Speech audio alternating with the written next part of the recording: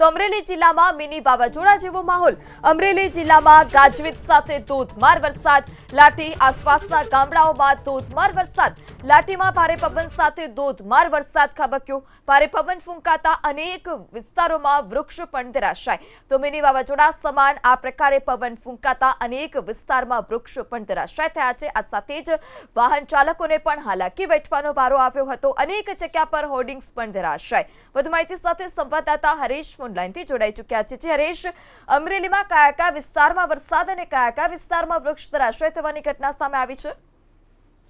જે પ્રમાણે બપોર બાદ વાતાવરણમાં પલટો આવ્યો છે। જોકે અમરેલી જિલ્લાના ગ્રામ્ય પંથકોની અંદર છેલ્લા ઘણા દિવસોથી કમોસમી વરસાદ ભારે પવન સાથે વરસી રહ્યો છે। ત્યારે અમરેલી શહેર અને અમરેલી તાલુકાના વડેરા, નાના ભંડારિયા, સરંભડા, ગાવડકા સહિત ગ્રામ્ય પંથકોમાં વીજળીના કડાકા ભડાકા સાથે ભારે પવન સાથે વરસાદ વરસી રહ્યો છે। ત્યારે અમરેલી બગસરા હાઈવે પર ગાવડકા ચોકડી નજીક એક વૃક્ષ ધરાશયી થયું છે। સ્ટેટ હાઈવે પર વૃક્ષ ધરાશયી થતા વાહન ચાલકો ને હાલાકી પડી રહી છે। ત્યારે લાઠી શહેર અને આસપાસના ગ્રામ્ય પંથકોમાં પણ ખૂબ ભારે પવન સાથે વરસાદ વરસી રહ્યો છે, જેને લઈ અને લાઠીમાં મિની વાવાઝોડા જેવા દ્રશ્યો સર્જાણા છે। ત્યારે લાઠીમાં પણ ભારે પવનના કારણે એક વૃક્ષ ધરાશયી થયું છે। ત્યારે સતત અમરેલી જિલ્લામાં કમોસમી વરસાદે ક્યાંક ને ક્યાંક આ ખેડૂતો માટે બરબાદીનો વરસાદ હોય તેવું લાગી રહ્યું છે, કેમ કે છેલ્લા 10-15 દિવસથી સતત અમરેલી જિલ્લામાં જે વરસાદ વરસે છે તેના કારણે ખેડૂતોને વ્યાપક પ્રમાણે નુકસાન વેઠવું પડ્યું છે। ખાસ કરીને અત્યારે કેસર કેરીના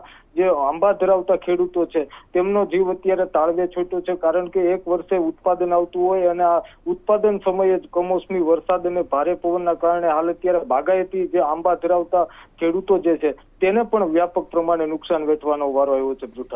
જી હરેશ, સમગ્ર માહિતી બદલ આભાર।